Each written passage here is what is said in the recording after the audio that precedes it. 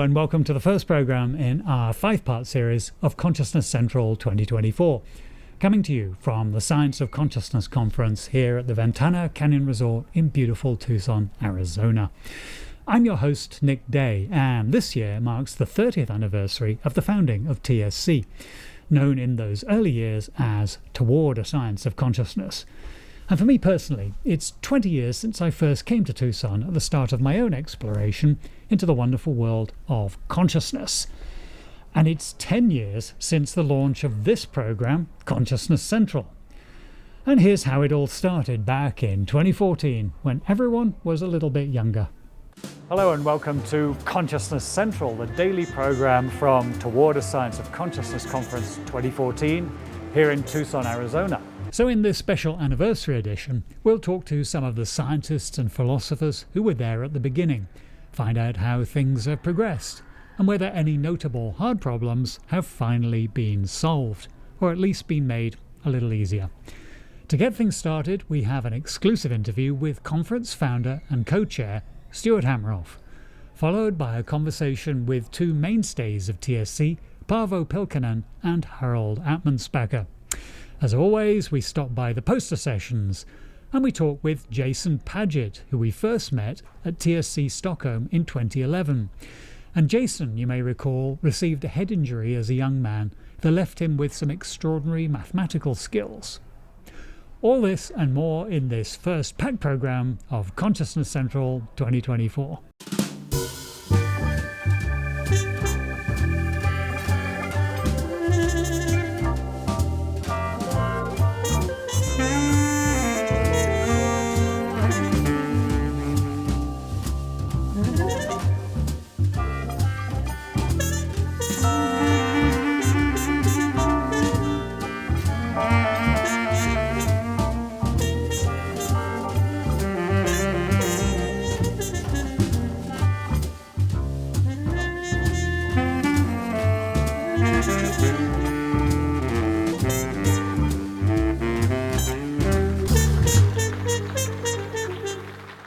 It is my great privilege and honor to sit with STUART HAMEROFF, the founder of TSC and director of the Center for Consciousness Studies in Tucson. STUART, hi. Nick Day, good to see you, man. 30 years of TSC. That's a long time, I think, for most conferences. I think a lot of conferences don't run necessarily so long. Congratulations. And looking back those 30 years, how was it in those days? It was kind of something new and different. It was the first interdisciplinary conference on consciousness. The internet was new, so people were communicating in a way that was new and different. Consciousness had sort of come out of the closet after the first half of the 20th century being kind of in the shadows of behaviorism, where consciousness was taboo because academics wanted to something they could measure and have results, data, and be experimental and be like real scientists instead of studying the mind, which was thought of something kind of woo-woo and maybe not real. And some people still think that way. Right, yeah. So on that first meeting that you had in 94, tell me about that just a little bit, your memory of that. Well, first of all, we invited, or I did, everybody, every big name in the field, and most of them said yes. Roger Penrose, Christoph Koch, Andy Weil, many other people, Benjamin Libet, and they were all saying, oh, really, interdisciplinary consciousness? Sure, okay, why not? A few people were snooty about it and didn't come, but many of those people came later. So it was quite an exciting thing. It got off to kind of a slow start because I mistakenly scheduled the first morning for philosophy, and then it was going to be neuroscience, cognitive science, math, physics, experiential every day. And the first two philosophers were well-known, famous guys. And in those days, philosophers read their papers like this, no eye contact, no slides, and the interdisciplinary audience was snoring by the end of the second talk. Fortunately, the third talk was a young, unknown whippersnapper, upstart named David Chalmers, who got up and gave the hard problem talk and explained that things like memory, attention, reportability, behavior were relatively easy. What was really difficult was experience, qualia, phenomenal experience, actual awareness. There are many names for it. Even defining it or explaining it's difficult, but we all knew what he was talking about. And that kind of galvanized things. People say, "Oh, the heart problem. That's why we're here. That's why this is different from neuroscience or cognitive science. We're really trying to get down to the nature of experience." And so that kind of galvanized it. And the coffee break right after that, everybody was buzzing about the heart problem. That kind of started things rolling, and the rest of the conference went smoothly. And people started to cross disciplinary boundaries and communicate, and the whole field kind of got going. Yeah, to Dave's credit, it's an amazing frame that sets everything, and people talk about it to this day. It's still kind of, the hard problem is still. Other people have said the same thing in different ways. Thomas Nagel, John Searle with his Chinese room argument, I thought was even better. But Dave had the panache and the style that really got things going. Young people related to him, and that was a big help. So yeah, it was a big moment. Right. So I gather that your first meeting was supposed to be a one-off, but then somehow it took off. Right. I didn't want to do another one. It was an enormous amount of work, but I really believed in the interdisciplinary approach, and so I kind of threw it open. The end is, okay, who wants to take this on? And I got two serious offers. One was from a group of pretty reductionist people. Bernie Bars was their spokesperson, and the other was a bunch of people from the kind of the softer experiential side, led by Marilyn Schlitz, who was then at IONS. And I said, okay, well, you guys get together and figure it out, and we'll help you get it started. And they're both in the Bay Area, so it was obvious that it could happen there. But they couldn't come to an agreement, and I was in the Bay Area the following fall, and so I said, well, let's meet. And so we met, and I sat down, and after about 5 minutes, I realized this was not going to work. They were like talking past each other.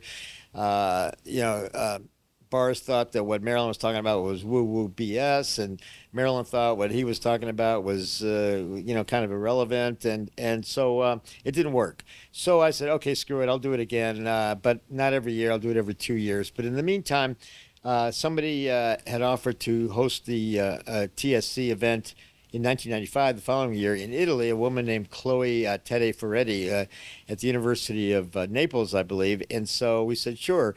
So we gave her our label, our brand, and she wanted a representative. And so I went and I gave a talk. It was in Ischia, an island off the coast of Naples, with thermal baths and old Roman ruins, and it was really cool. Small, like 20, 30 people.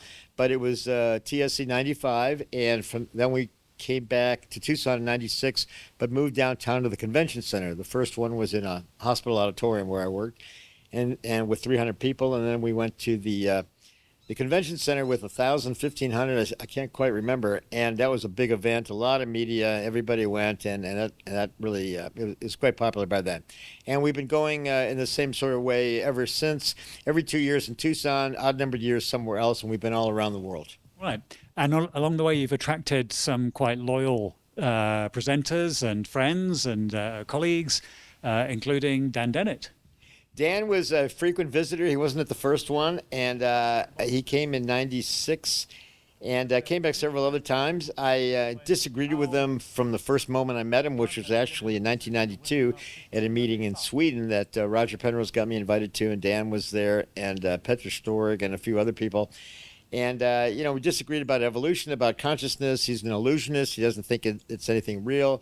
We didn't need microtubules, so we were at odds about everything. But I always had enormous respect for him. He was a gentleman.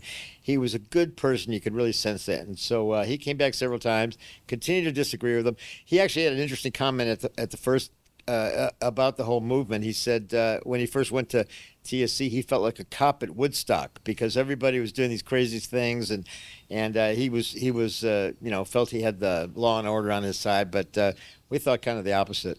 That's quite funny that he'd adopt that role. Think of himself as a cop. Try and keep your unruly people in line.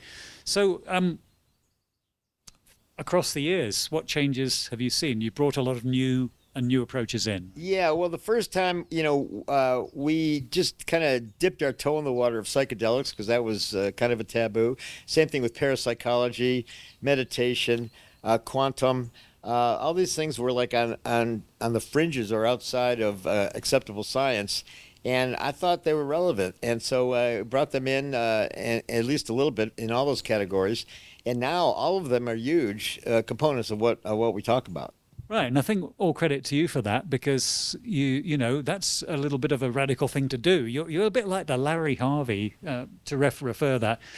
Larry Harvey founded Burning Man, and he brought together the best artists on the planet. And you've sort of done that yourself. By giving them a space and making them welcome, even your rivals, you kind of made that happen.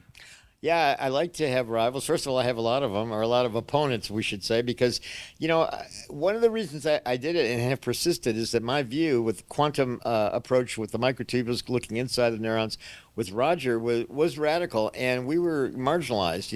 And so at least we had a voice, and even if I had to, have set the table myself for us to have a seat at the table. So that's one of the reasons to keep going. And now it's become more popular and acceptable, and even some of our opponents are shifting over to our side and trying to steal our ideas.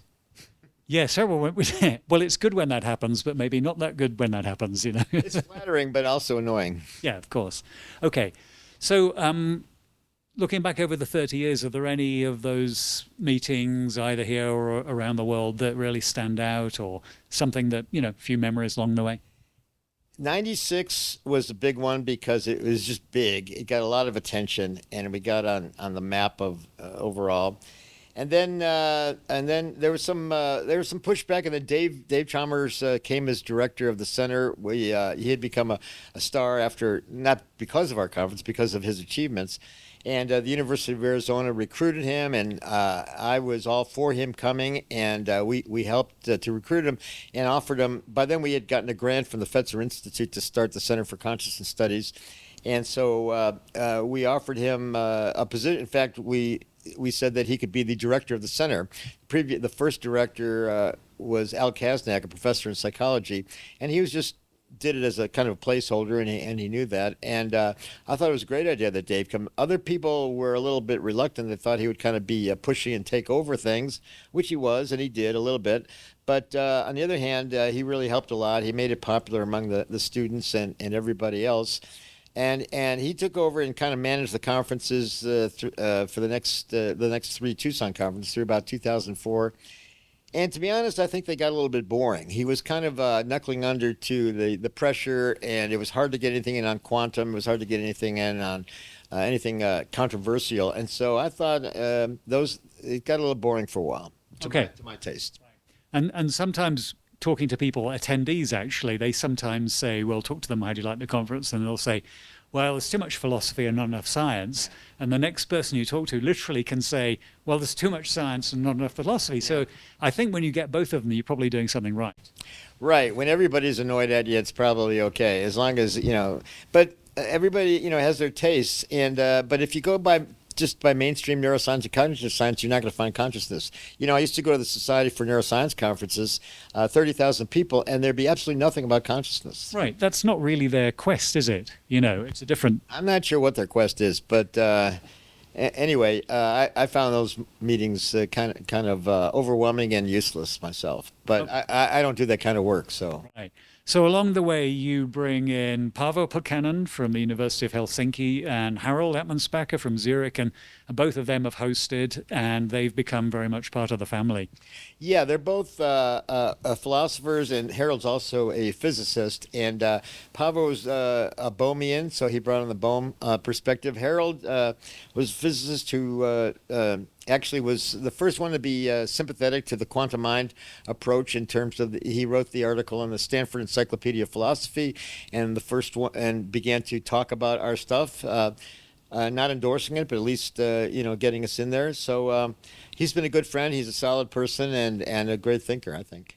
Yes. The other thing that you have, which is sort of like fascinating, I don't know how much time you actually spend yourself going around checking, but you have this amazing poster session where really it's like entering a realm of, it's fantastic. It's amazing. Some of the stuff that shows up there, and everybody thinks that they've nailed it and they've solved it somehow or other. But that is a beautiful thing.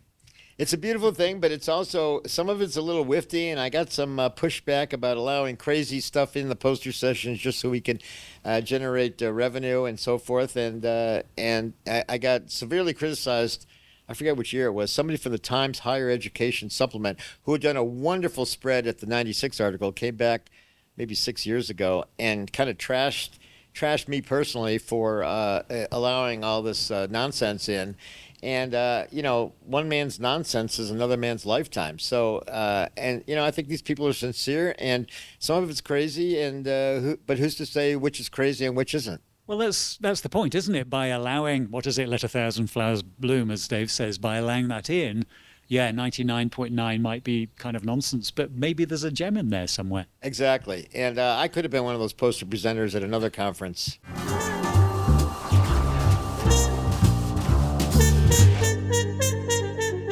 So today, welcoming to Consciousness Central 2024, two mainstays of the Science of Consciousness Conference. We have with us Harald Atmanspacher, all the way from Zurich, and with him PAAVO Pylkkanen, all the way from Helsinki. And just to introduce them a little more, they both hosted TSC when it went out roving, and we were there. We did go to Helsinki in 2015, so you can see that on the YouTube channel. And then later on, we went to Interlaken, exactly, in beautiful Switzerland in 2019. So Harald hosted that one. PAAVO hosted the one in Helsinki. And you both, PAAVO wants to... There was one in Sweden in Skövde 2001 as well, which I hosted with Tom Zimke. But you may not, maybe you weren't there. That's before my time, but thank you very much. And so let's give PAAVO double credit for 1.5 2000. Yes. Okay, you guys. Because Tom did a lot of work for that Great. one. But. Beautiful. So anyway, what I can say about both of them is you have been involved with this conference for longer than I have, and many, many years. Were you there at the beginning in '94? Me, no, but yes, I was there, PAAVO. I think. Okay. So what I wanted to do is just kind of revisit that era when perhaps consciousness wasn't really on the agenda in the same way as it is now, and just could you kind of give me a sketch of how things felt in those days, what it was like coming into this field? And well, for me it goes a bit before that. Like I think in 1990 in Finland, the Academy of Finland had this cognitive science research program, and there were two of us there who used the C word. So there was Antti Revonsuo. Two. Yeah, at least two of us, and you see Antti Revonsuo. Antti was a psychologist who was very frustrated because in psychology they were not talking about consciousness, and he was interested in that. And so he was reading a lot of philosophical literature like, Dennett and Searle and others. And for me, the C word came through like late teenage interest in Krishnamurti and David Bohm, where, of course, with Krishnamurti, this was more like this kind of mindfulness and transformation of consciousness and things like that. Self-understanding or being free from the self is the real thing. And of course, David Bohm picked that up and discussed consciousness in the framework of physics and even quantum mechanics. So it was very different from the way, Antti was interested in cognitive neuroscience philosophy, and I had these kinds of interested in philosophy of mind as well. And then again, when '94, when the first meeting came, I was then in the UK, and Antti was, I think, in Finland. Independently of each other, we both then went to this conference, and sort of that was of course a big thing, the first one there. And I remember us getting up very early, walking toward this medical center where this conference was taking place, and they had all this Danish pastry. The tables were almost bent because there was so much stuff to have big breakfast and everything like that. And that was the first time when Roger Penrose also was probably there. And you see, the one thing there was that we were in this big conference room, and then Stuart was showing this huge video of microtubules. I mean, we'd never seen anything like that before, and so that was, of course, the exciting thing that what's going on here. We don't see things like this, and back in Finland or anything.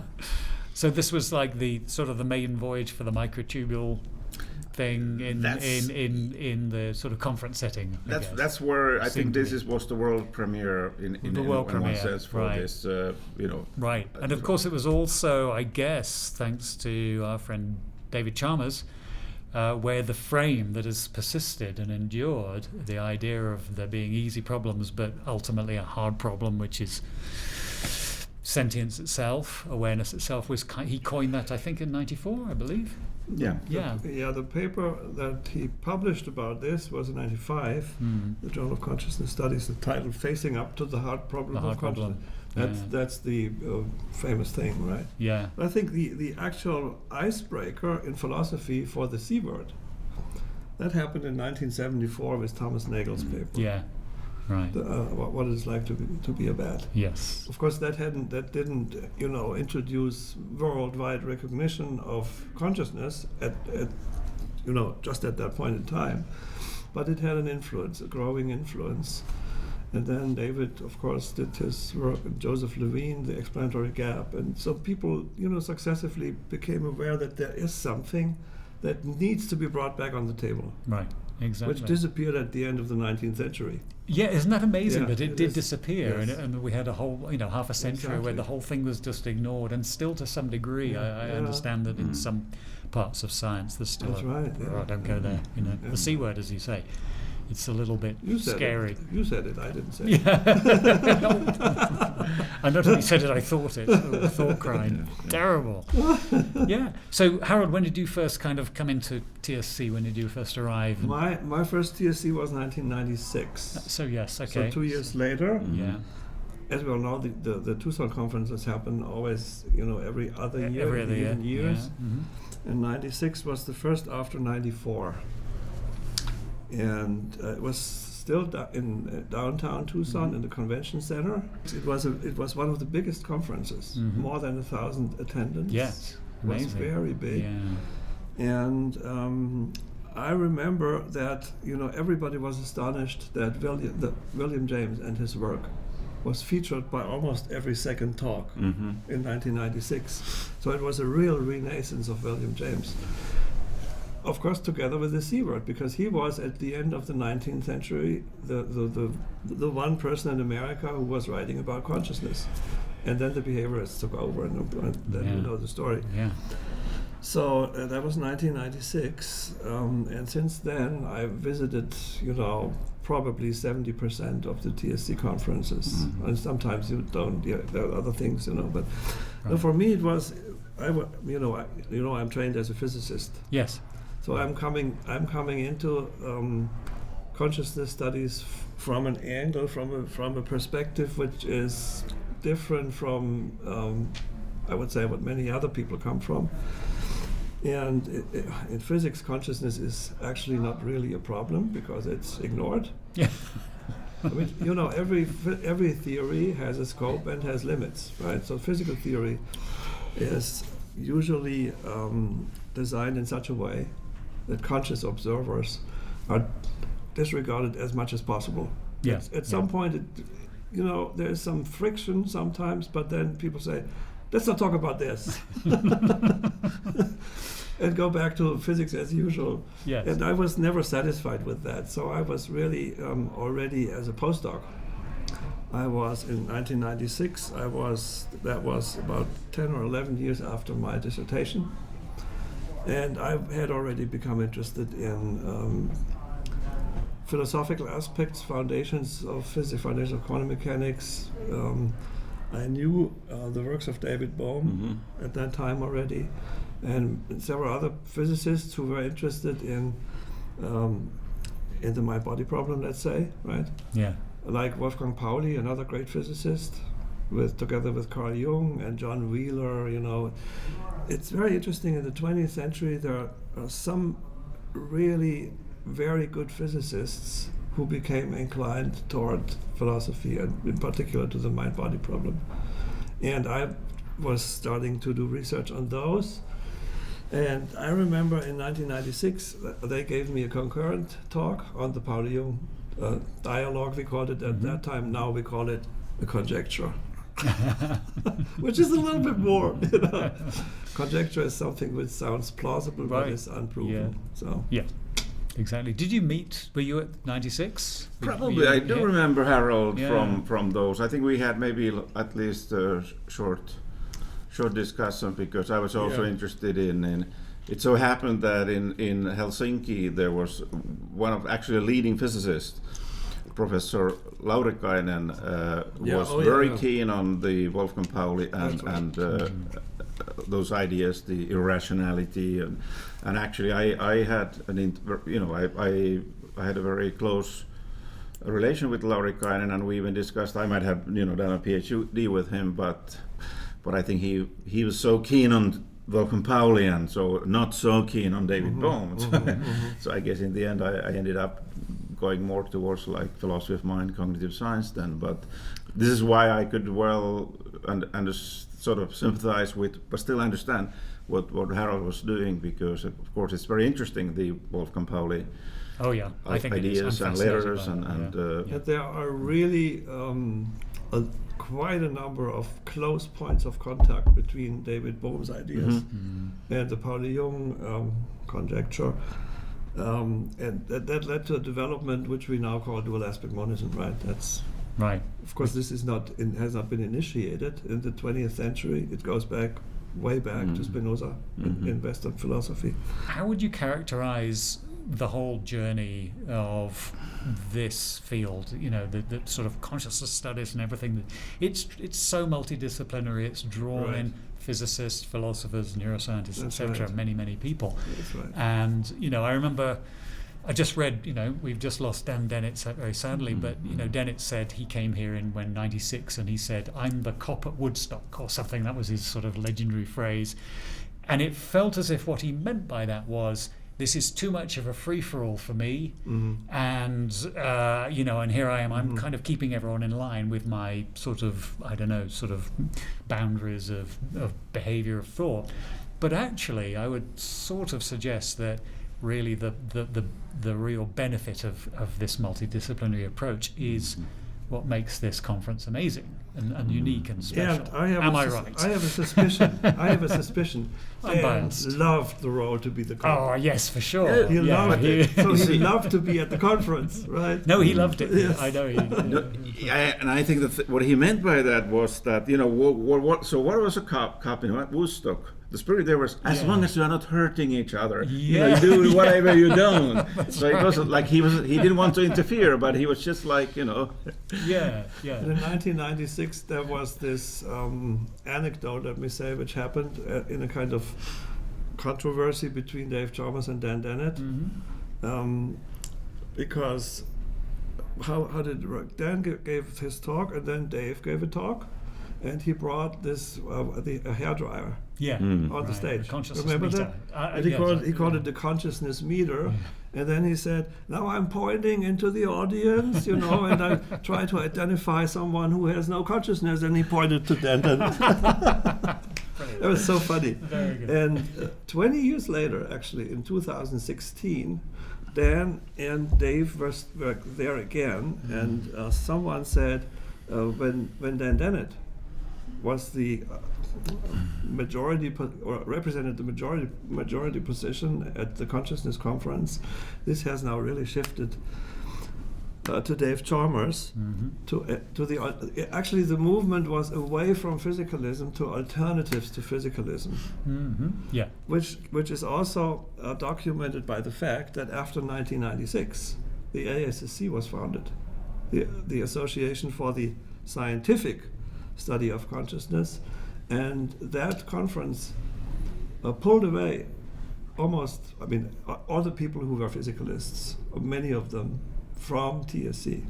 Ah, right. Right? Yes, of course, that's right. So Yeah, I think there is a steady, continuous evolution of TSC more and more to alternatives to physicalism, which we clearly see today. Yes. Physicalism is a minority position at this conference. It's of course the mainstream in neuroscience still, or in cognitive neuroscience. But at the conference, that's what I really like at the conference. It's really rich, in alternatives. It's a really Paul Feyerabend would say, this is pluralism as it should be. Right. Yeah. We have more fun than they do. We have more fun. Yeah. Let's think about TSC and where it is now, and the field where it is now and where it's going. Also in comparison with previous conferences. Yeah. It's I think sort of one area that has really that has attracted a lot of attention, let me say, is IIT. Integrated Information Theory, Giulio Tononi. And I always admire the courage of Giulio, because he really is setting something up from an axiomatic basis, and he is, you cannot really say that it's not really proven or something. It's moving forward. He collects his results and he does serious work, I think. Another aspect which I would like to mention really is, we were talking about the microtubuli in 1994. You mentioned that. By the way, I had this hike this morning up Ventana Canyon, and when you see the saguaros, when they decay, they look like huge microtubuli. Really? They are macrotubuli. Macrotubuli. Does Stuart know about this? Yeah, probably yes. Probably, so this would be a Bing with really a capital B. Yeah. No, anyway, but the Stuart's and Roger Penrose's theory, the OR theory, was heavily criticized in the beginning, and people wanted really to ridicule it and throw it away. And Stuart had this stamina that he would really stand and go for it. And I think over the years, they have really collected interesting evidence, experimental evidence, that, for instance, anesthesia, which have been assumed for a long time to act at the synaptic cleft and nowhere else. Now it's known that they also have effects in microtubuli, for instance. Yeah. So that points toward the possible role of the microtubuli in terms of consciousness, because when an anesthetic drug acts, it takes away the consciousness, and if it has an effect in the microtubuli, then one might infer that consciousness and microtubuli have something to do with each other, right? So there's a lot of interesting and good work, and this is thanks to Stuart's perseverance and patience in a way. He's not a patient man, I know, but let's stay with perseverance. In a way he is. Yes. In a way he is. I see what you mean there. Yeah. I think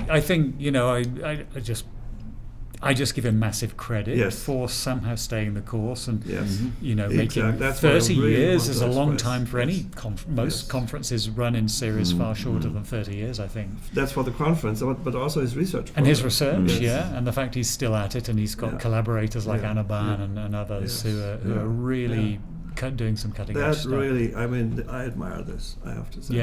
Yeah, me too. Just personally, I came to this conference for the first time in 2004, and I'm still here. And it got me interested, and I wasn't really that, I was curious but not sort of as committed, and that really is because of Stuart. Harald Atmanspacher and Paavo Pylkkanen, thank you so much for coming along today. It's been a real pleasure. We chatted. It was great. I had a great time. Yes. Yeah. Thanks. Thank It was you. always good to see both of you, and thanks for coming back for all these times.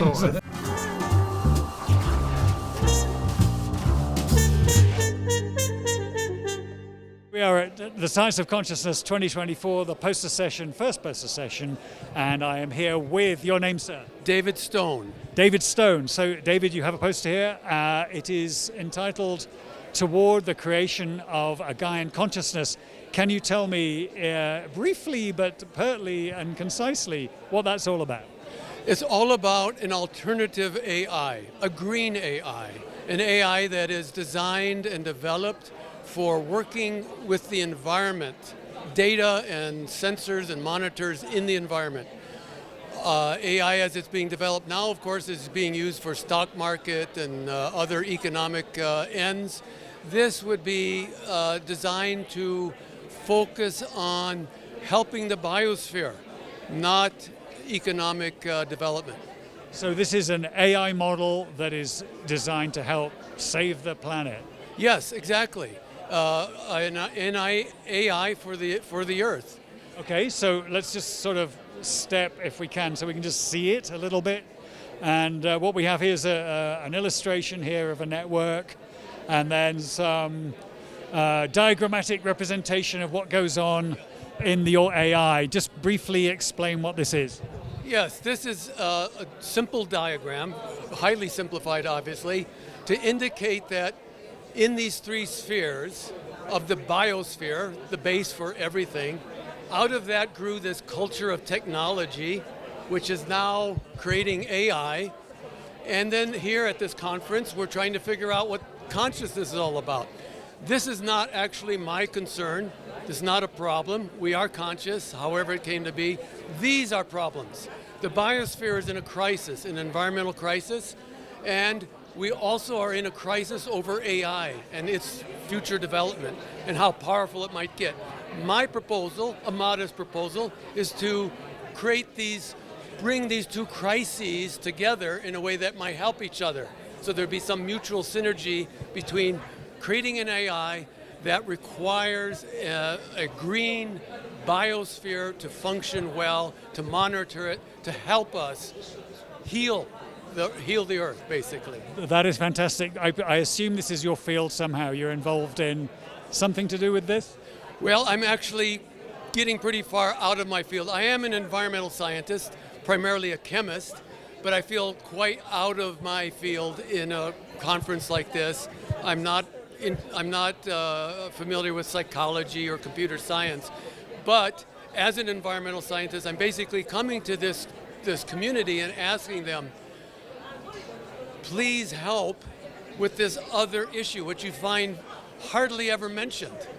There's very little mention of animals or the earth or global warming. Where's the mention about these environmental issues? I'm asking that this effort to develop greater consciousness, both in us and in our technology, to be directed back towards the earth, which so sorely needs it because of all these problems. That's great. Thank you so much, David, and good luck with your poster. So what's your name, please? Stephen Finette. Hi, Stephen. Where are you coming from? I'm coming from Frederick, Maryland. Oh, wow, great. So that's quite a way. And this is your first time here or second time? It's at the previous conference in Sicily. Oh, you were in Taormina last year. We were there too. Yeah, I remember you vaguely yeah. Great. So you brought your poster. This is called An Electromagnetic Substrate for Consciousness as a Question. And can you give me, in concisely, a little bit of an idea of what you're doing here?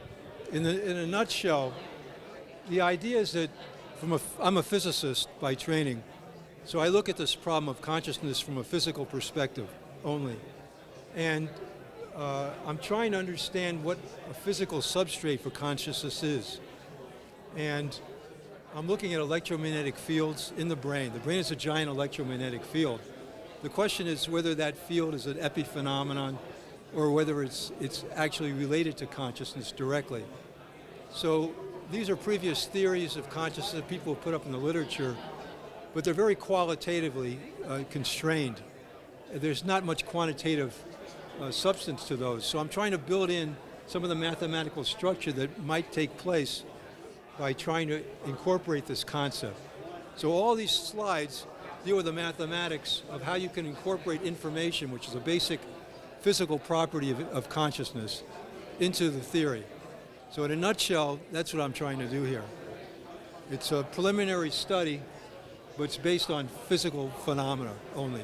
Okay, so had you been working on consciousness for a while, or is this relatively... I actually retired a couple of years ago from my job at a major laboratory in Washington, D.C. to study these issues, because the laboratory doesn't support this kind of research. So I left that, and I spent the last year and a half or so studying this issue and coming up with this, and I'll probably write a paper about it, just continuing this work. What is your name, please? Marianne Neal. Hi, Marianne, and where are you coming from? From Canada. Which part of Canada? Currently Ontario, Canada. Ontario, great. Can you talk us through this fairly briefly, but so we can understand it? Thank you. I'll try. It's art. Yes. It started with a performance art piece in which, jumping over a whole bunch of information, I had a profound experience of altered reality, which I wanted to share with others, not by describing it, but by having them actually enter the same experience. So I was aware of linguistic relativism and the idea that language might influence perception and mythology even. So I sort of started moving towards language as a solution, that if I could create a language, then other people might be able to, by learning that language, enter the experience. I ended up instead with this ideographic language, and interpreting it in terms of conceptual metaphor theory. What it's doing is reframing our reality by creating novel metaphors and presenting them as conventional. So by moving novel metaphors into the idea of a convention, and by creating a meaning environment in which these root ideas become elements of metaphors that are increasingly complex as you go up the chart, the idea is that anybody who enters this process might experience an altered reality of some kind. We create metaphors by having symbols. These are ideograms that combine from the sides. So you have center and blossom combining to create seed. Center and birth death combine to create vortex. That's a metaphor. Yeah. Those are novel metaphors. And the idea, I have learned since I did this that by having linguistic and visual components interacting, it actually might increase the speed with which the mind absorbs these new ideas. And so ideas form here, novel metaphors form on the first level, they move up to the edge of the second level, and then combine again with ideas from the first level. So again, every single idea is built from these root ideas that ultimately become a framing of reality. Those ideas were drawn from experience of performance and are established through subjective artistic processes. If anybody gets fascinated with this, any of our viewers would like to find out more, where do they go? What do they do? The blog.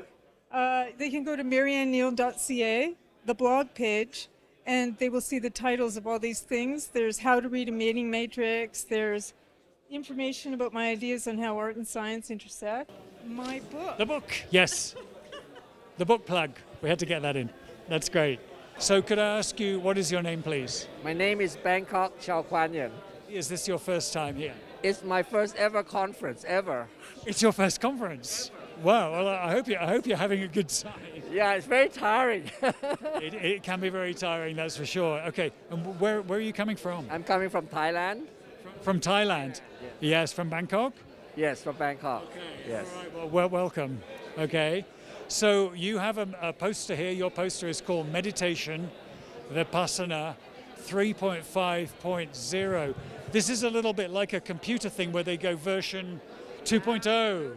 Is that what this is? Yes, normally what we have now is Vipassana 1.0. And Yes. this is 3.5.0. Actually, it's the wrong number. It should be 5.3. You got it wrong. I got it wrong. It should be 5.3.24. Okay. 5.3.24. That's a very quite a big iteration. We've got to. Why 5.3? You have to understand what's going on here. And the 0.24 means, I'm not saying, what I'm trying to do here is,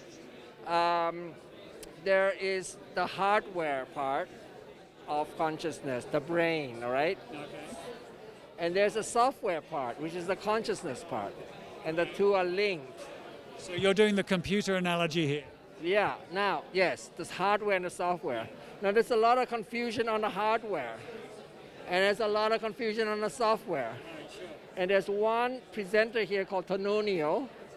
He says, look, we're talking about the hardware, but what we should be doing is to understand what is the software, right? What is the consciousness? And if we know what consciousness is, then we can design the brain bit to fit in with this, right? And not design it going in the opposite direction. So you got to know what this is. So now there are a lot of models on what consciousness is. A lot of confusion.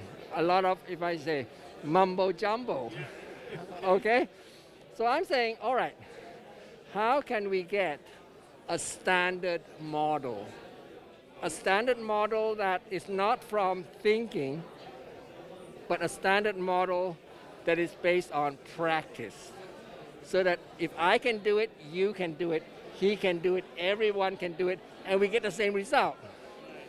And if we get a different result, okay, we know the difference between this result and that result. So we got a baseline. How the baseline, how it works is this. We are saying, what are the components? And how does it work?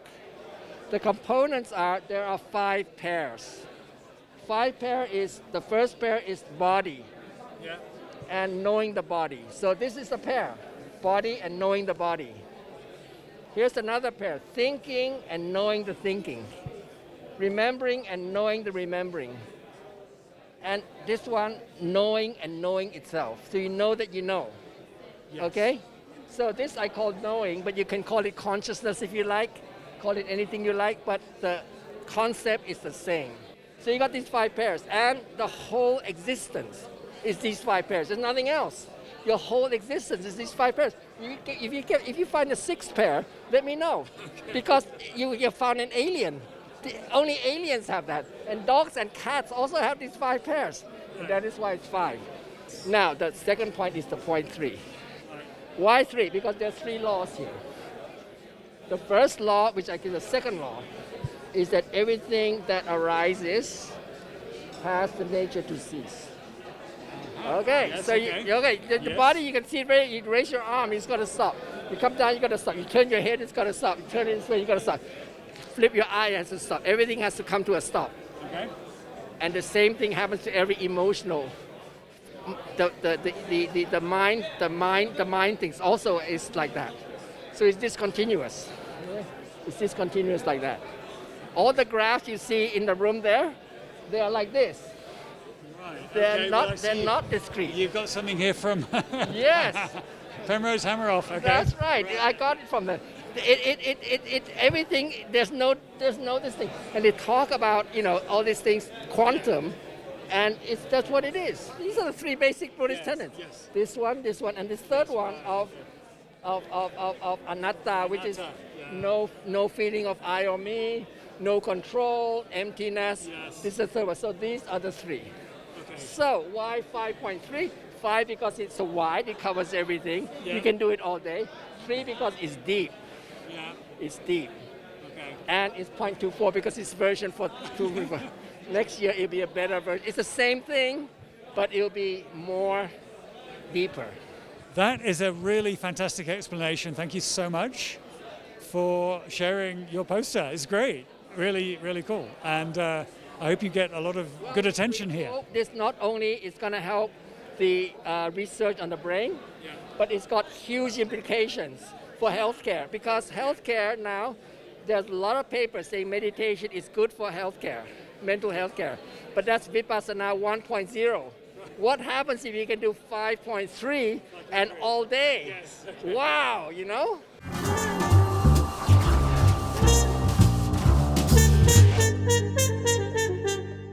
I am here with Jason Padgett. Jason has a very interesting history. He was a guest on the Consciousness Chronicles when we were back at TSC in Stockholm in 2011, I believe that year was. And at that time, Jason was just entering the world of science and mathematics. He has a very special, unique story, and I think I'm going to let, rather than me explain it to you, we have the man here himself. Jason, welcome back. Thank you very much. Welcome to Consciousness Central. Welcome to TSC in Tucson. It's really good to see you. It's been a few years. You're looking well. And but perhaps first of all, can you just maybe give us your story one more time? Sure. What happened to you back then, and how you got to be where you are today, so to speak? So most of my life, before I had this change of events that kind of altered the trajectory of my life. When I was younger, I just kind of partied, goofed off, chased girls. And then in 2002, I was attacked in a robbery and had a brain injury that resulted in me having something called acquired savantism and motion blindness. Motion blindness is just when things move, it looks like a flip book, and it's very jittery, like you're watching somebody dancing under a strobe light. And that led to me getting into mathematics and physics, because when you're forced to see in picture frames, it makes the mathematics and the physics of motion stand out. So when I eventually went back to school and learned how to write the equations to describe what I would draw. I would start. Initially, I started just drawing what equations looked like, and then I wrote my own symbols for what it meant. And then when I went back to school, it turned out that I had discovered pi and calculus, but had made up my own symbols for the same thing. And so I went back to school and was classically trained to learn how to write it in a format that physicists and mathematicians are more familiar with. So. Right. So I, if I remember this correctly, part of this story was that you were drawing these things and people were saying, Jason, do you know what this is? And you said, well, I don't know, it's not it's the way I see. And they said, this is complex, high-level mathematics that you're visualizing in a way we normally don't do. Is that roughly what happened? Yes. So I was drawing what made me go back to school is I was actually drawing in the food court in the mall, and this guy that happened to be a physicist walked by, and he was like, "What are you doing there?" And I was like, "Well, I'm trying to draw and describe the discrete structure of space-time at the Planck level." And as I started explaining everything to me, he goes, "It sounds like you're trying to talk about like a unified field theory, but you're doing it in layman terms." And he goes, "You have no idea how just unusual that is. Have you ever thought about going back to school to learn traditional mathematics?" And I was like, I never really thought about it. That's a good idea. 1 week later, I went and I rolled in Math 99, and I came in like with this drawing of pi, and I thought I would show it to my professor, and they would go, "That's pi, let us show you how to calculate it." And they didn't recognize it. And I could tell that they were like, "What is this?" But as soon as I hit trig, I was able to write the equation in their language and prove it. And then they were, "Oh, yes, of course that's pi." Then they were able to see it, but I had to do it in a language that they were familiar with. And so it really helped me to take this next step when I was able to more effectively communicate with professors and professionals and show that what I was talking about actually is true. So it was actually beautiful. And when I went back to school, I met my wife. And so going back to school helped get me back out into the world. I met my wife. We now have two daughters together. One's 9, one's 7.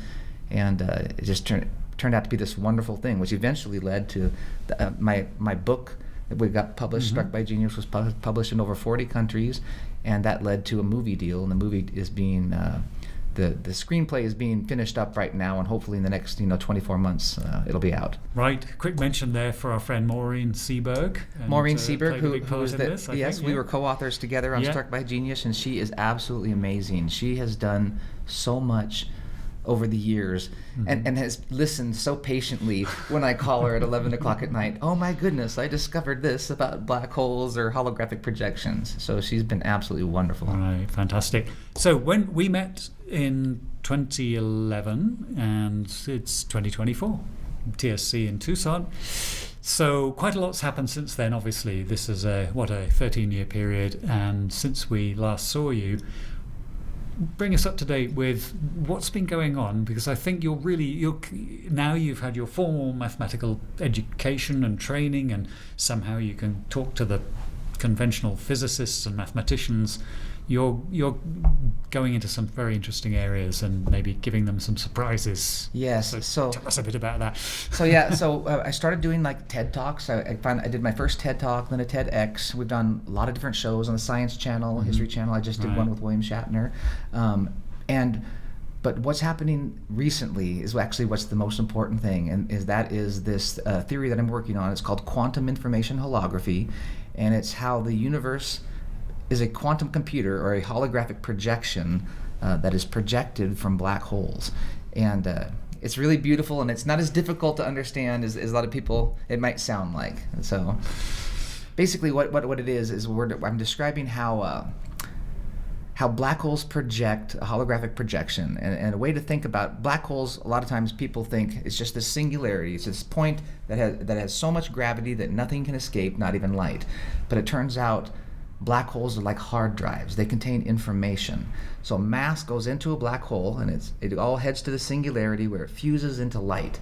And it creates this interference pattern like a record player. So if you think about a record player, it's vinyl and has bumps and grooves, and the stylus reads the bumps and grooves and it plays the music on the speakers.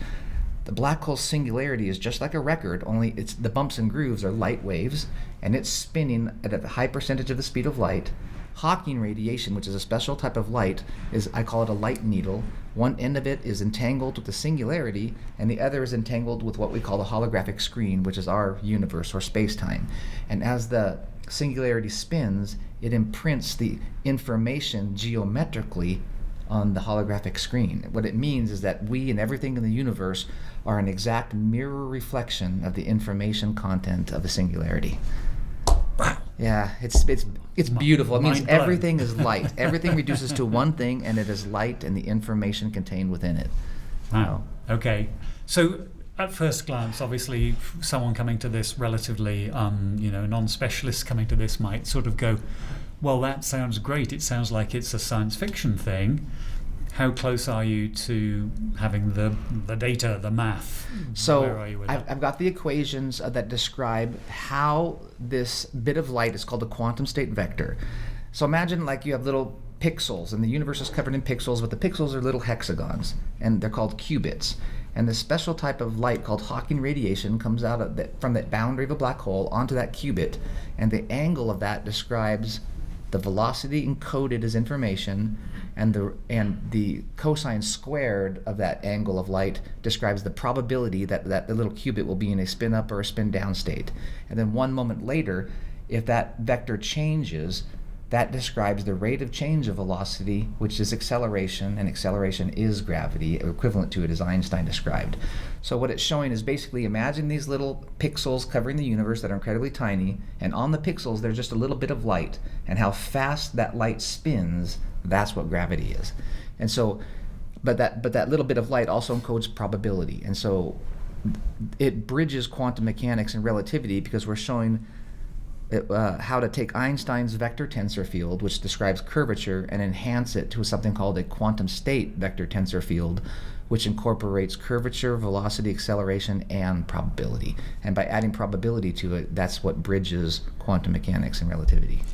Okay, how do we know all this? How do we know? How do we know so much about the deeper nature of the black hole? So is this theoretical, or is there some test? I don't know. There is tests, and I have some empirical evidence now. Yeah. And the empirical evidence is at CERN, when they collide protons into each other, where the protons overlap when they collide, it creates something called a quark-gluon plasma, which is like this weird quantum fluid. And it comes to thermal equilibrium at almost the speed of light. And what that means is, like, imagine you're in a cold swimming pool and I pour hot water in the corner. How long does it take that hot water to have its heat, evenly distributed between the swimming pool versus how long it takes light to traverse the swimming pool? Huh. And so there is no theory that can calculate why it comes to thermal equilibrium so fast. And CERN has now timed how long it takes it to come to thermal equilibrium, and it's 10 to the negative 21 to 10 to the negative 24th, yoctoseconds to zeptoseconds. And no theory can predict it, and mine predicts the proper amount. When you use my equations to predict why it comes to thermal equilibrium at nearly the speed of light, my equations give you the answer that matches the data from CERN's observation. So that's actual, real empirical evidence, and empirical evidence that quantum mechanics and relativity can't do. So that's why I'm hopeful that this will turn out to be correct, because we're starting to get little pieces of empirical evidence to support it. So what my theory is showing is that information is what's fundamental, and that means we are all made of information. And so when people say, can AI become self-aware or conscious, what I say is, well, if we are information and our universe is a quantum computer, and we consider ourselves conscious, then we are the AI singularity, the technological singularity. And when we make AI that becomes self-aware, it's going to be the singularity within the singularity. Wow. So if we are information, then we are proof that AI can become conscious, because we are AI. Wow. So, okay, Jason, thank you so much for coming along and chatting. And with that, we'll call it a day, and hopefully we'll catch up with you sometime in the future and see what happens. Sounds great. And until then, thank you, man. Thank you very much for having me. I appreciate it.